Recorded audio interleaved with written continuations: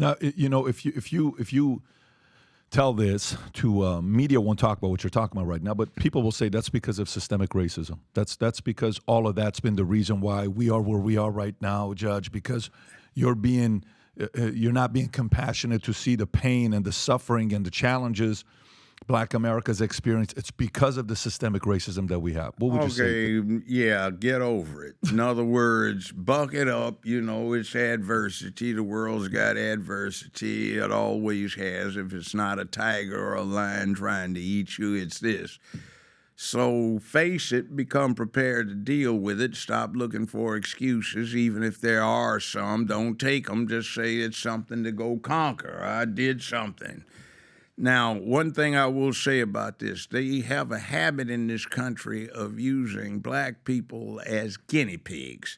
So there is this anti-masculine movement, and back in the 60s, they perceived black men to be the most overtly masculine.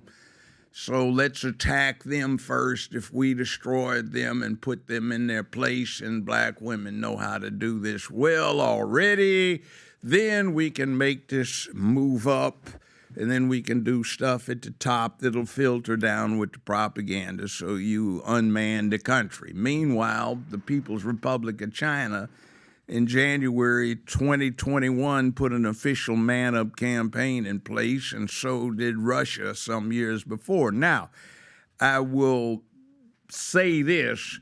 My former in-laws, or rather my former daughter-in-law, was born in Russian, but she was in the U.S. Navy as a translator, so she was naturalized. Now, if you get what Putin is saying over there to justify Ukraine, it's the following. One, to tamp down resurgent Nazism because it was rampant in Ukraine. Two, to do something about the sex trafficking that's going on over there. There's overt sex slavery, in fact.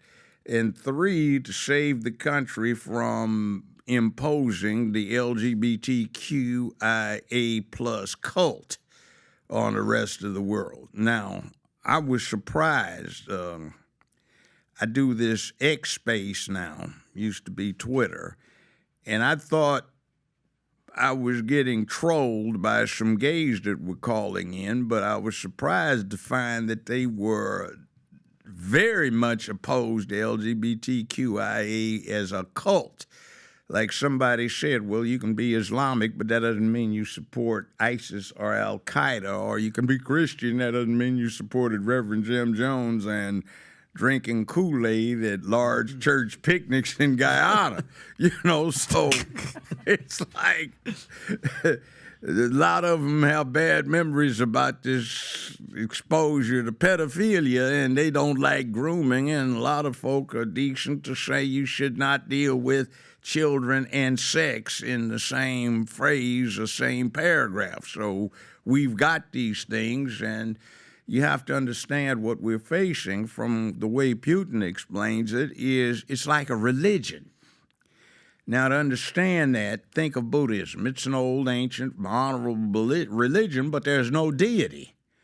But it's a system of philosophy. So what you run into with LGBTQIA plus, et cetera, is a system of philosophy that is being imposed rapidly by the government. It's being crammed down the throats of the kids and the people.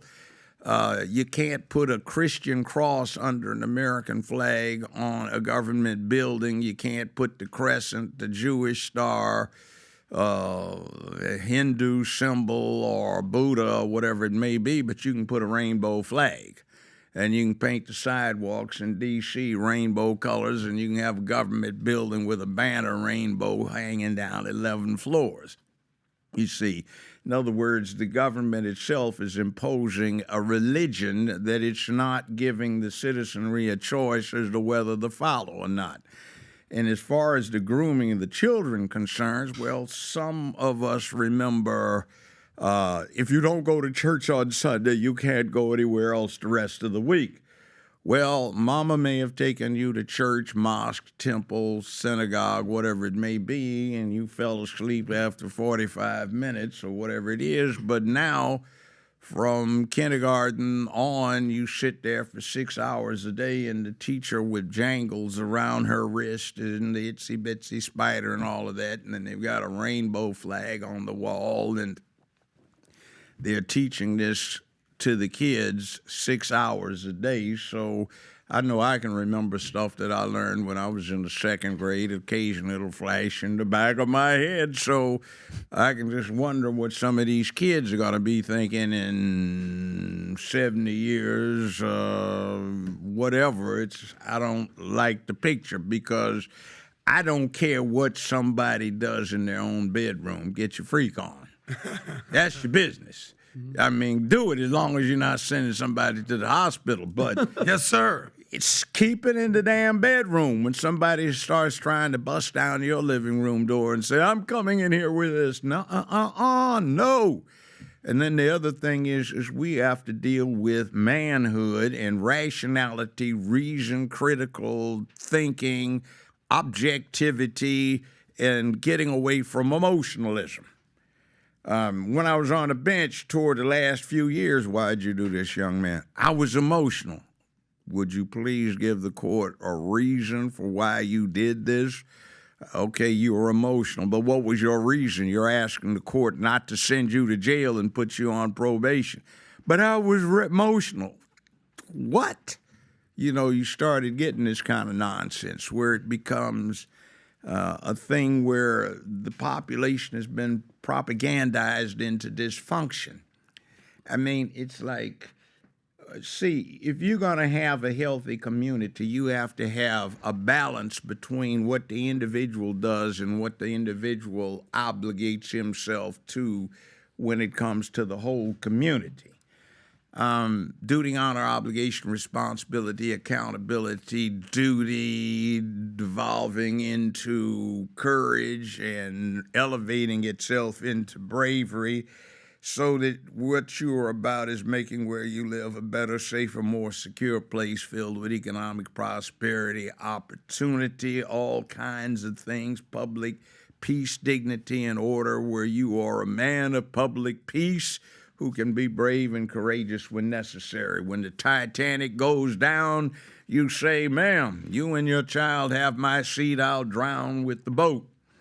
But nowadays, some little fluffy comes in here with a dress. He wants to sit down and say, oh, hell no, get your ass up. I'm going to throw you over there and let's chum the sharks, which would make everybody else safe.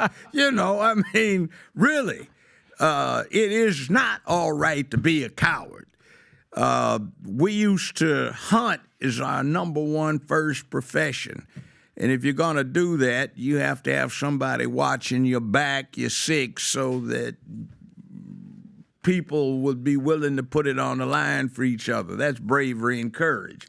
And now they want to say, whoa, that's okay, forget it, it's okay to be a coward. I even ran into something at one library I just stumbled into. I walked in, and they were conducting a class with some kids about anti-hero. You don't want to be a hero. Being a hero is bad. Like, where the hell did these fools come from? Hey, Judge, can I ask you a question? So, Go ahead. Why I want to know, what is their reason, especially if the government's involved? And I saw what you talked about the flag in front of the White House and stuff. What is their goal for demasculinizing us? Why are they pushing this cult? Why is everything, everything is LGBTQ, and they're a small little minority group, but they are protected by the government? Like, what is their end game? It's a religion. Just like Buddhism. It has no God, but Buddhism deals with the positive aspects of character. But you see, when you confront somebody with, hey, you can't do that, you got to get up and be up front. You got to put it on the line. Oh, my God, I might get hurt. Yeah, that's the name of the game. A great hero, he just sank a three-pointer with 4 seconds left in the game, and the Lakers win by 1 point. Oh, come on, that's not being a hero. That's what we think of it now. You didn't put anything on the line. You got paid lots of money for doing what a lot of people do for recreation and exercise. So what is this where we de-emphasize those things that have kept us together, that have pushed the frontiers? You see, that's not going away. The sea levels are rising, some say, though I went out here and I noticed it in certain places in Miami. It's not where it was 35 years ago. It's a little higher, so something's going on.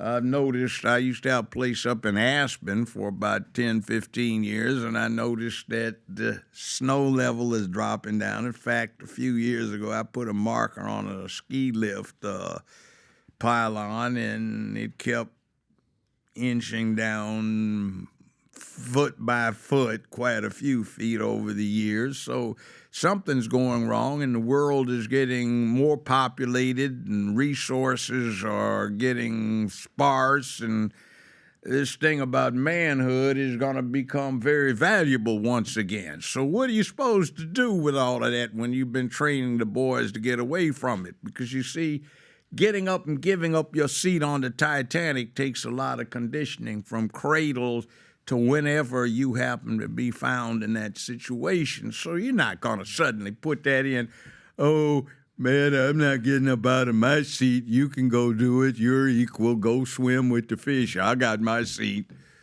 You know, that doesn't work. So if you like this clip and you want to watch another one, click right here. And if you want to watch the entire podcast, click right here.